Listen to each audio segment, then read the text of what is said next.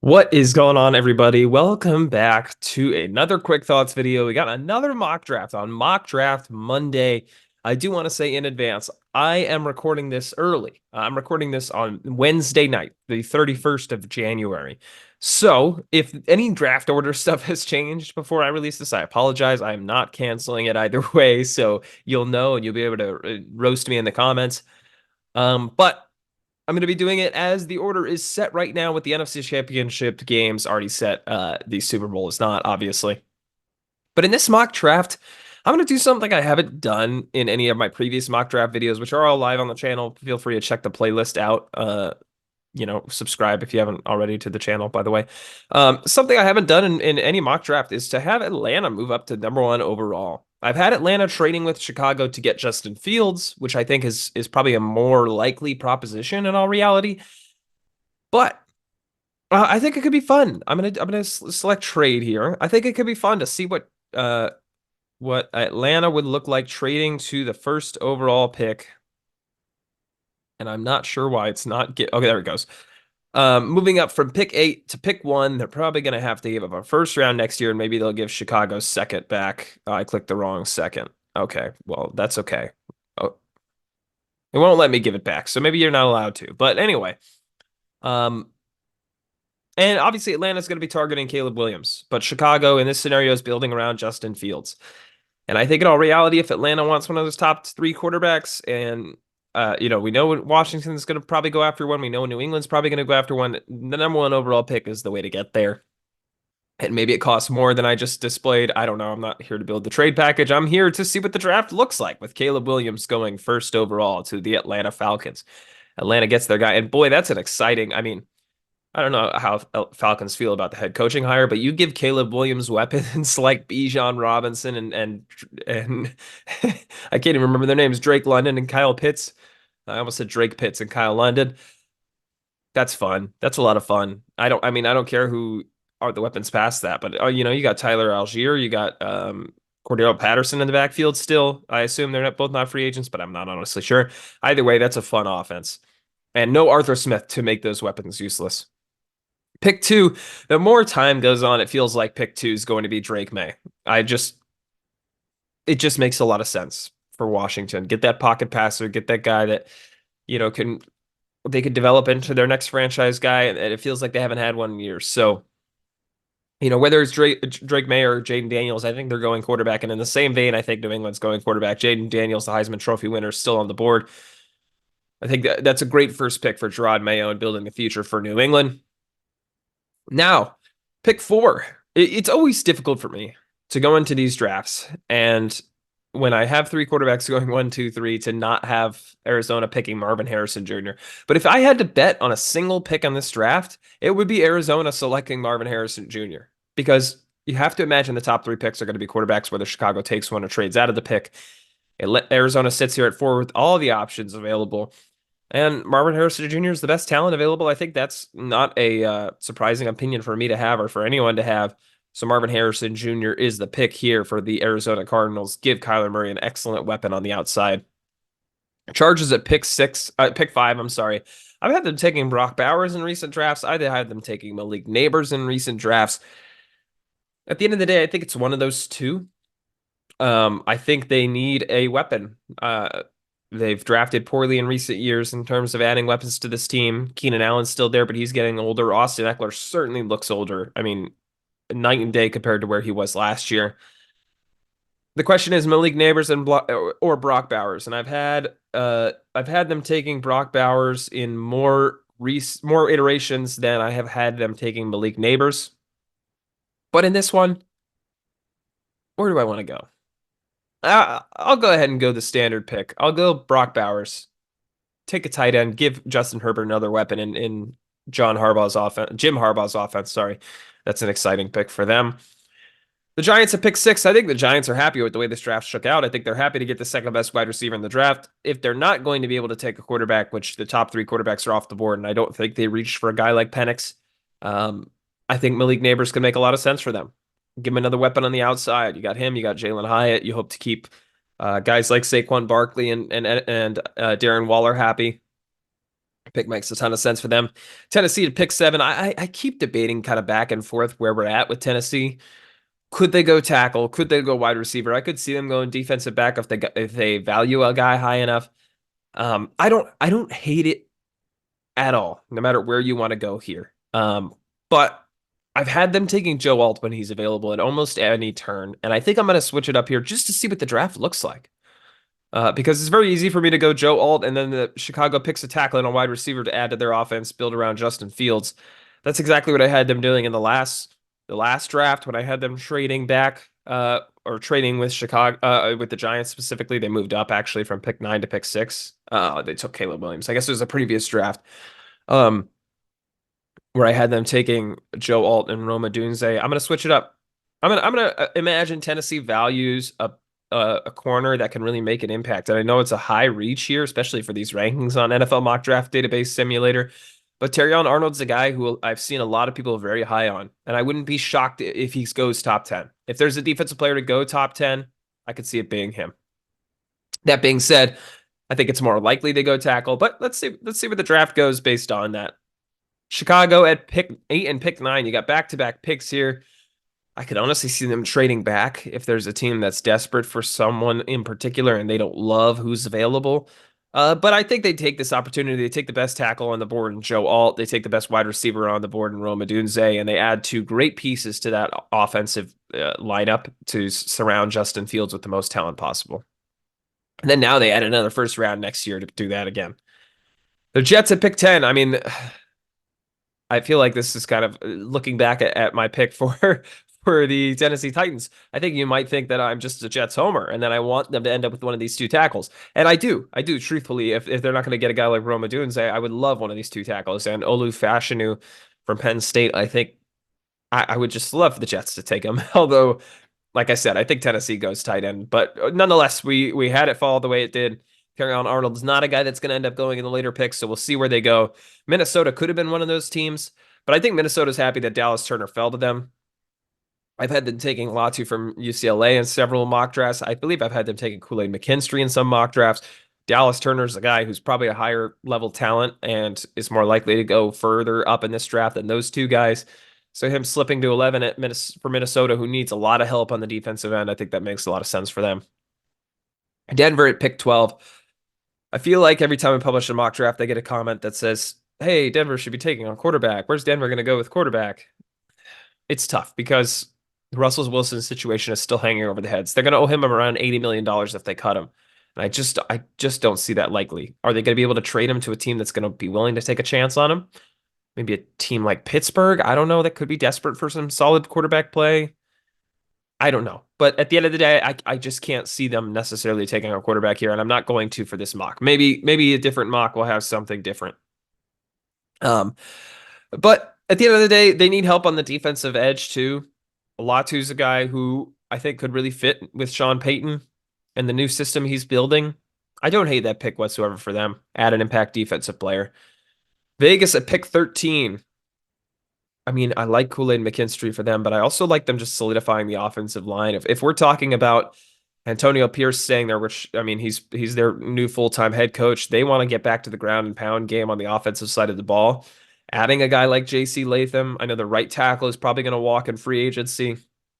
And you got Josh Jacobs. You don't know who your quarterback is. I like the idea of just leaning into the ground and pound idea in Vegas and that old school Raider feel, that the punch you in the mouth kind of team, the team with swagger and guts and a lot of force and effort. And I like J.C. Latham in that offense. New Orleans at pick 14. Jared Verse is a guy who I think could make a lot of sense for them and has been a pick for them in previous mock drafts of mine. I don't hate if they were to go down for a guy like Talise Fuaga. Pause, but we'll go Jared Verse here. I still think New Orleans needs some impact defensive players, even though they need help on offense as well and need to protect Derek Carr. I think Jared Verse could make sense for them as, just the overall better talent. Depends on who you ask, obviously, but I think that could make sense. Indianapolis at pick 15. I like Kool-Aid McKinstry for them. I like Nate Wiggins for them. I think they need help at corner. They need help at wide receiver. Those are the 2 positions that I'm really looking for. Could they reach and grab a guy like Keon Coleman? I mean, Michael Pittman's a free agent, but they could franchise him. So I don't see. I mean, I believe they re-sign him at the end of the day. So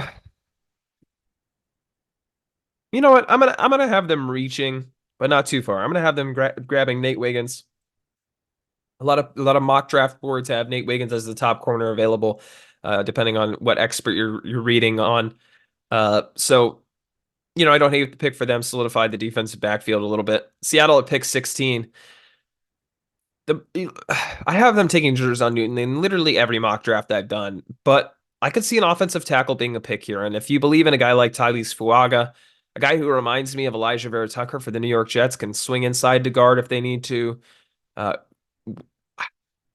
I just feel like it makes sense for them, and maybe not because they just hired McDonald, the defensive coordinator from Baltimore.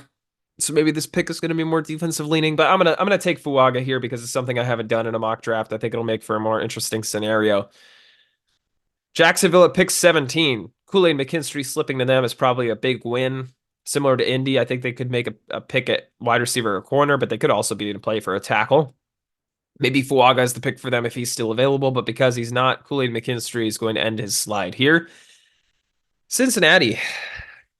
Almost every draft I have them taking a tackle. I think they end up keeping T. Higgins for the time being. And if that's the case, and I go back and forth on that every single day, I don't think Keon Coleman or Brian Thomas Jr. is a pick. I think it would, as much as I would love to give Jerzon Newton to Cincinnati, and that defense would be a lot of fun. I just can't, in good faith, not take a tackle with how often Joe Burrow gets hurt. I think he's one of the best, if not the best. I think he's probably the second best quarterback in the NFL when healthy, but it's tough because he's just not often healthy. So the best you could do to protect him, I think is going to go a long way for their offense. The Rams at pick 19 need help on the defensive side of the ball desperately. I mean, their offensive line certainly needs help. Matthew Stafford got beat up in that playoff game and really all year long. So a guy like Troy Fontenot could make sense for them here at pick 19. But with Cooper DeJean available, I think that could make more sense for their defense. You probably need some more help on the defensive end than you do on the offensive end. I think that I like that pick for the LA Rams at pick 19. Pittsburgh at pick 20. I mean, Troy Fontenot is too difficult not to take. I think ideally they want one of those corners falling for them. A guy like Quinyon Mitchell could be a pick here. He's a guy that I'm already seeing a lot of smoke about with him playing in the senior game, and he's clearly one of the best talents there. Especially he's the best talent at the corner position. I don't think it's close. I'm gonna say he ends up getting to this point. I mean, the draft's in April. I think we're gonna have a lot of hype leading around certain players, and Quinyon Mitchell could be that guy. Pick 20, I don't think is shockingly early.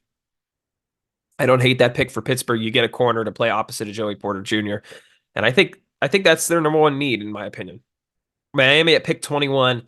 Troy Fontenot makes sense for them here. I think they need talent at the offensive line wherever it comes, and Troy Fontenot is the best offensive lineman available, in my opinion.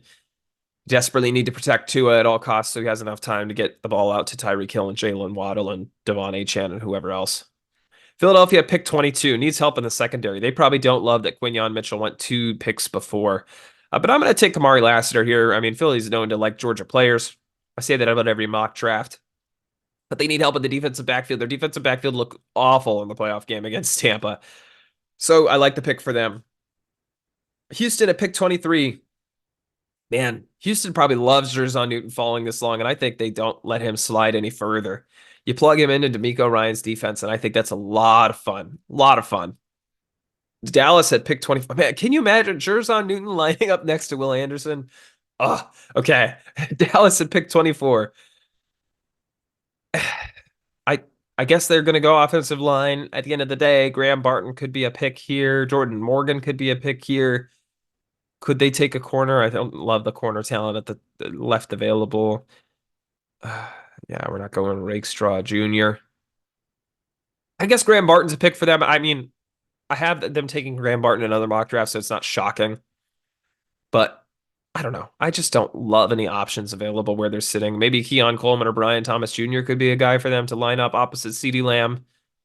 I don't know. Green Bay probably doesn't like the way this draft has unfolded, and I think they end up trading back for more talent. We have a situation here where there's going to be some teams that are desperate to add some wide receiver talent, and that's where we're going, and that's what I'm excited about here. Kansas City Chiefs are trading up here. Now they don't have a lot. It's not letting me trade that round two from Chicago. I find that funny. Apparently you can't retrade picks. They're saying that's too much. I'm okay, fine. We'll take this. Okay, I can't take the second off. Okay, I'm just adding more picks. Okay, we're gonna back out here. We're gonna do the trade between the Chiefs and the Packers. And Kansas City is going to move up to get one really great weapon for Patrick Mahomes. And I don't know what they're gonna have to give up. Maybe it's a fourth rounder. How about that? I think it's going to be a little bit more than that. But they have a big need at wide receiver. And with Keon Coleman and Brian Thomas Jr., you could take your pick. I think adding Brian Thomas Jr. as a big body wide receiver could be a really fun fit with Patrick Mahomes and that Andy Reid offense. So Brian Thomas Jr. is the pick here. And Tampa, not far behind them, takes Keon Coleman to replace Mike Evans if he leaves in free agency. I think it's always tough with guys like Mike Evans and T. Higgins and Michael Pittman to see whether they're going to stay or whether they're going to go. Out of all those guys, Mike Evans is a guy who I think is the most likely to leave, just because Tampa's not in a great cap situation, if I'm not mistaken. And with Baker Mayfield needing to get paid to bring him back, he's a free agent. And if they don't bring him back, they're going to have to get a quarterback, whether that's Russell Wilson or Kirk Cousins or some other guy, Justin Fields. I don't know. But at the end of the day, the financial situation is not going to be great. So if you can let go of Mike Evans and replace him with a guy like Keon Coleman, it's not the end of the world. Arizona, pick 27. I believe I had them taking Robinson in the last draft. Robinson or Trice, but I don't hate either pick for them here. You get a great defensive impact player alongside Marvin Harrison Jr. I think Cardinals fans love the idea of Braylon Trice and Marvin Harrison Jr. being the two picks for Arizona. Buffalo at pick 28. I mean, Troy Franklin could be a guy. If they're looking to make him an addition to the wide receiver core, I like Adonai Mitchell a lot, man. I could see by the time we get closer to this draft, Adonai Mitchell being a guy that moves up draft board. So I'm going to take him here. Add Adonai Mitchell in with Stephon Diggs and Gabe Davis if he's still there. I think that's a lot of fun in Buffalo's offense. And you have a more well-rounded offense than Joe Brady in Buffalo. So, I like it. I like it. I like adding another weapon there. Detroit at pick 29. Robinson would be fun on their defense. Imagine him coming on the outside next to Aiden Hutchinson. Yeah, that's an easy pick. I like that. Baltimore at pick 30. If Odell Beckham walks, maybe add another wide receiver here, right? I don't know Nelson Aguilar's contract status. I mean, obviously you got the two tight ends, Andrews and Likely, and you got Trey Flowers is certainly a weapon for the future. Adding a guy like Troy Franklin to that list of weapons would be a lot of fun. I'm going to do that here. Green Bay at pick 31. Now, part of me is so tempted to have a team trade up to get a quarterback here. So tempted. And I don't really know where we're at. I'm going to explore this here. I don't know where we're at in terms of the teams who need a quarterback being able to get back up in this round. Vegas is moving up from pick 44. That's 13 picks. Could they be a guy? Could they be a team that's in on Michael Penix? I don't hate that. I don't hate that at all. I'm going to make it happen. I can't make it happen. It will not let me do this trade. The NFL mock draft database simulator is broken. Nonetheless, we're going to pretend this is the Vegas Raiders pick, and they're taking Michael Penix Jr.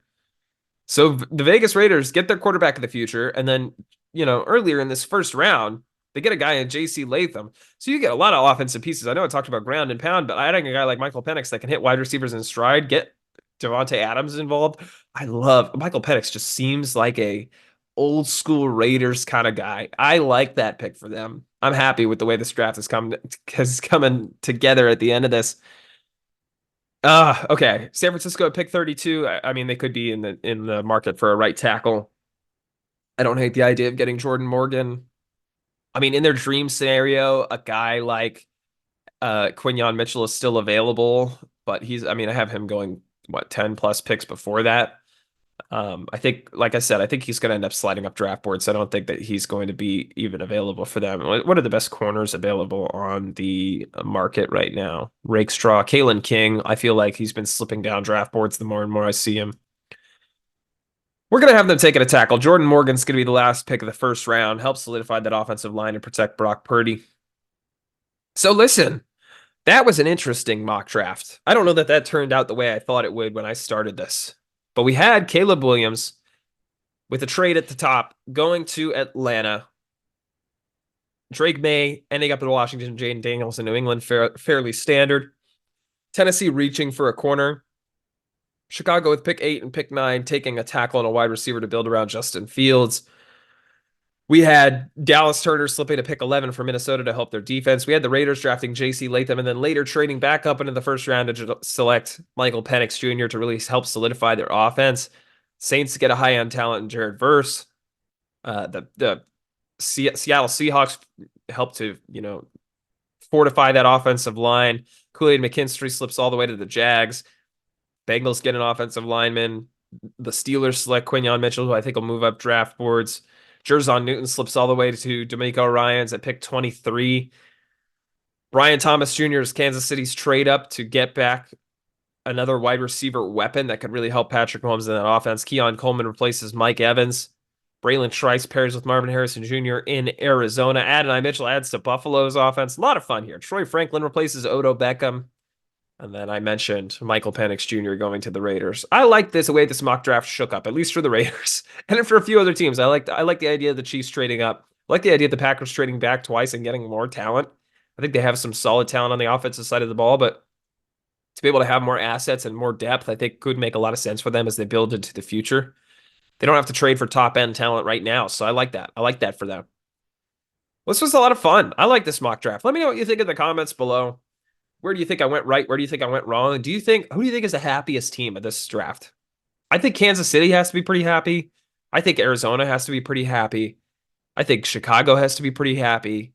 I think Atlanta, obviously trading up for the number 1 overall pick, has to be pretty happy. But I think the Raiders trading up and getting their franchise quarterback and also getting one of the top 3 tackles on the board, I think they have to feel good about this. I think I made Antonio Pierce happy if he watched this. Let me know what you think in the comments below. I really appreciate the support here. Subscribe if you haven't already. Thanks for watching this Mock Draft Monday, this Quick Thoughts episode. I hope you enjoy. Peace out.